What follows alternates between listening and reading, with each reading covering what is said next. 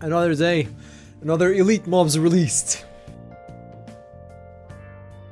What's up everyone, welcome to the devlog for EliteMobs 738. So 738 is actually a little bit of a detour from the original plan with EliteMobs. Originally I was going with custom events, custom quests, arenas, but a certain person, I won't say who, decided that they really wanted to add transitive blocks to a dungeon. Now, what are transitive blocks? Transitive blocks are essentially a way for EliteMobs to place a block when a boss spawns or dies, essentially. At its core, that's what it does. And what this allows you to do is fun stuff like, opening a secret door at the end of the boss fight, or closing a door at the start of the boss fight, or, say, at the end of a boss fight, some part of a room transforms into something else, or during a boss fight, the arena the boss fight is happening in will actually change as the fight progresses. Now these are all things that we have actually done, and we have done these for the Vampire Mini Dungeon. Now the Vampire Mini Dungeon is the most insane project we've ever done. Not because it's the largest by volume, that would be the Oasis, which is actually getting an update. That's the next thing we're working on right now. But no, the Vampire Mini Dungeon is the most insane, mechanically speaking, dungeon that we have ever done. It is the most complex and largest schematic-based mini dungeon, and it is the last time we will ever do a mini dungeon like that as a schematic, because it is too complex, it's too much work, it nearly drove us insane, and instead of finishing the project nearly finished us. Now you might be wondering, MagmaGuy, you've been doing this for years, right? You've been doing decently complex features for a while, and this doesn't seem particularly complex, so why was this so hard? Well, the transitive block part was actually pretty easy. I got that done in a day, but then I had to add the commands to register the blocks. And once the commands were in, we registered the blocks, and then I realized, well, these blocks have to be able to rotate when you install the mini dungeon. And the rotation of the mini dungeon is based on whatever the admins decide. So there I go, linking the bosses to the rotations, and then reading the rotation and rotating the blocks. But the thing is, the blocks don't rotate based on the rotation of the mini dungeon, because then they would rotate wrong.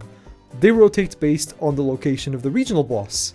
So when the anchor point rotates, then the build rotates, then the spawn points rotate, and then when the spawn points rotate, then the blocks rotate. But wait, there's more! Buy now and you'll get a sale on all of EliteMobs mini dungeons on itch.io.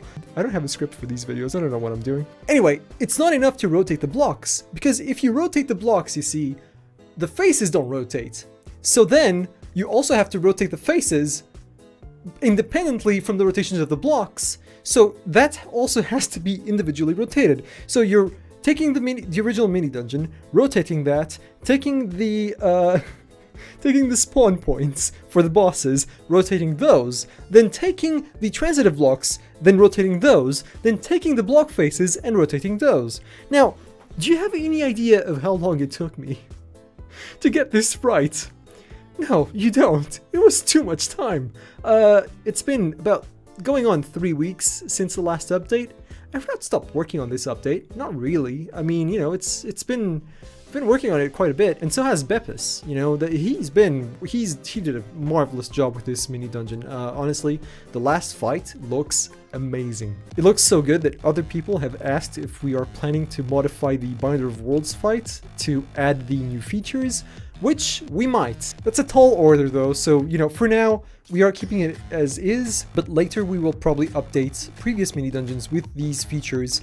The Oasis specifically, the next update for the Oasis will have transitive blocks because it's such a cool system, and we're having so much fun, and we have so many cool ideas for it. Actually, you know what? Let's take a minute here, and I'm going to talk about a future mini dungeon that we want to do, because it's such a fun concept that I really want to share this one.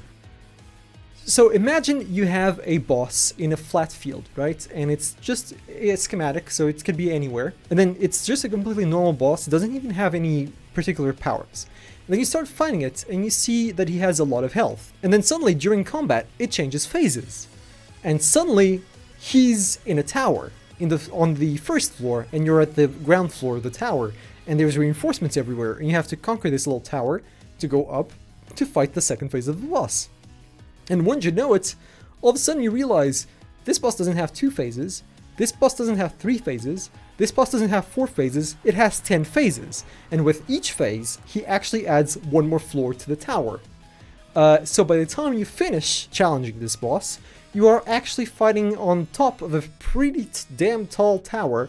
And you know, you have this epic scene, you'll have lightning, you'll have some block destruction maybe, we are still looking into that. But yeah, I mean, this is such a cool concept, just the fact that you could fight a boss through a tower, the same boss, it would keep moving up and up and up every time you get him to switch phases. I think that would look really cool. But I'm getting sidetracked, so let's wrap this up for EliteMobs 738. Now, another thing that I've added with this update is actually pretty cool. On-death reinforcements. So you know the custom reinforcements system? No? Well, too bad. Just know that now bosses are able to add reinforcements when they die. If you have a boss, and for some reason in the concept for your boss, you want that boss to spawn something when it dies, it is now possible. It can spawn other custom bosses. Additionally, the treasure chests have gotten a overhaul. The dungeon packager had to be essentially rewritten, so the schematic-based mini-dungeon installations should be quite a bit more performant and overall work better, I hope. A lot of things had to be retweaked.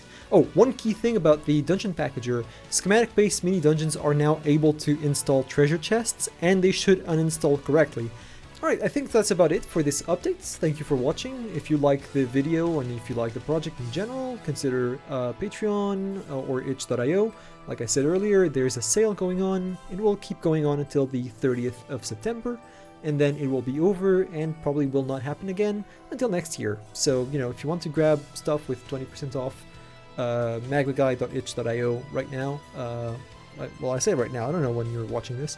Also, I'm about halfway done with recording the video for the first episode of my game development series, so if you are interested in that, or if you are just interested in staying up to date with EliteMobs, consider subscribing to this channel and doing the like thing.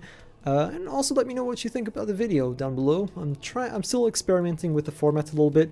My camera, this camera, is having some issues with recording footage. I don't know why it's looking very bad when I try to do it through the HDMI, so I'm trying to use the webcam, but it has some issues. Right, as always, a big thank you to the Patreon supporters and the people who support the project on itch.io. Without your support, the plugin would not exist at this point, so big thank you for that, and I hope you are enjoying the plugin as much as I am enjoying making it, at least when it works.